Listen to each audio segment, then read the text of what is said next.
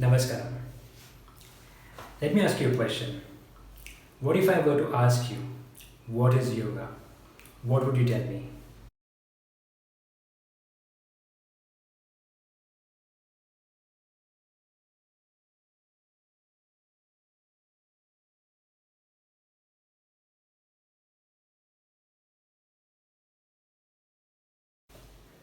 Now, if you had told me, or if you thought that yoga is about getting into some difficult postures, or different breathing techniques, or even meditation, then I'm sorry to say, you don't know yoga.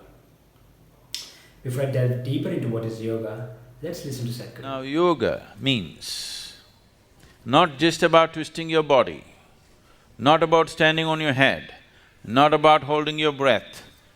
All these things a circus artist can do better than most yogis. Really? Yes or no? You don't think so? A circus artist can do far better than most yogis in terms of twisting the body, doing this, doing that, holding different positions. That is not the purpose of yoga.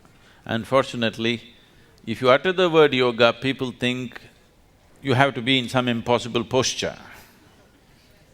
Yoga is not about postures. It is just a minuscule aspect of yoga. Yoga means, in your experience, everything has become one. The word yog means union. What is the union? What can unite with what? As you sit here, your idea and your sense and your experience of who you are is very strong.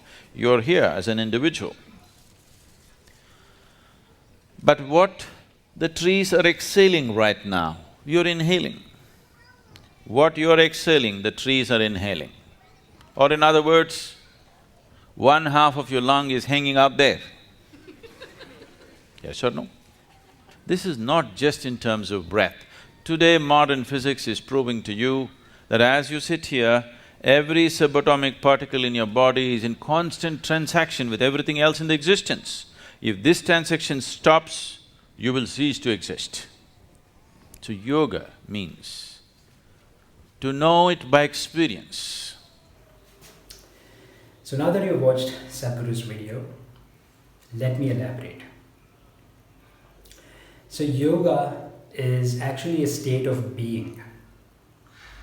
A state of being where you have experientially realized that you are one with everything in existence. The word yoga literally means union or to unite.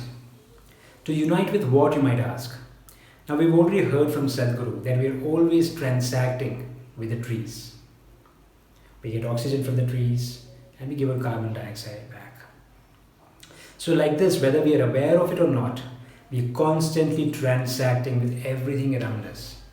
Some transactions have been scientifically discovered, so we know of it intellectually, but we have not come to this realization experientially. In reality, existentially, we are always transacting with everything around us. We are part of a complex system, a complex web of life, constantly giving and taking. And yoga is a state where we have experientially realized this oneness. Right now we are too trapped in our own identities of our body, our mind, our opinions, beliefs, nationalities, and all these things have clouded our judgment, and we think that we are independent of the other, we are different from the other, but existentially we are not. Even the insects, the bacteria, the microorganisms, they all matter. Did you know that if the microorganisms or the insects in the soil, they collapse, then we would collapse? There will be nothing, no food to grow. Similarly, if the East complex ecosystem of life under water bodies, they collapse, then we would collapse. So what I'm trying to get at is that we are a part of a very intricate, delicate, complex web of life, or existence as you call it. But we have not realized that we are part of it. We have not realized that we are a small, minuscule part of that big whole. and we are completing it. At the same time, we are being completed by the existence of everything, both animate and inanimate. The reason I'm making this video is because I've had few inquiries from a few people who've expressed interest to join the yoga classes, and they say things or ask things something to this effect, where they ask me if I teach them acro yoga, if I would teach them rope yoga, or they describe complex postures like, will you help me do this asana where I take my legs behind my head and hold namaskar with my feet, or will I be teaching them Shirsasana? So these people are made getting into twisting their bodies into these impossible postures itself as yoga. They've misunderstood the tools and techniques as yoga. The postures, the meditation techniques, the breathing techniques are only but tools and techniques and methods to get you to a state of yoga. This is not the goal. So do not approach yoga with the goal of twisting your body into impossible postures. No. There are innumerable number of yogis who have not done any posture and yet have attained the state of yoga. For example, Ramakrishna Paramahamsa attained the state of yoga purely through love and devotion. Ramana Maharshi attained the state purely through self-inquiry. Who am I? So, my request to all of you who are aspiring to learn yoga is to approach yoga with this realization that you are using these tools and techniques to attain to a state of yoga or union where you realize experientially that you're one with everything around you, both animate and inanimate. So with this, I would like to end my video here.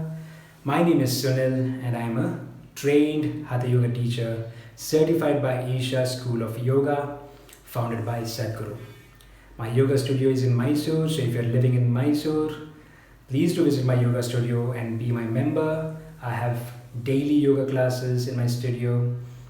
If you're not living in Mysore, then it is fine. At least follow me on Instagram for more such wisdom on yoga. Thank you. Namaskaram.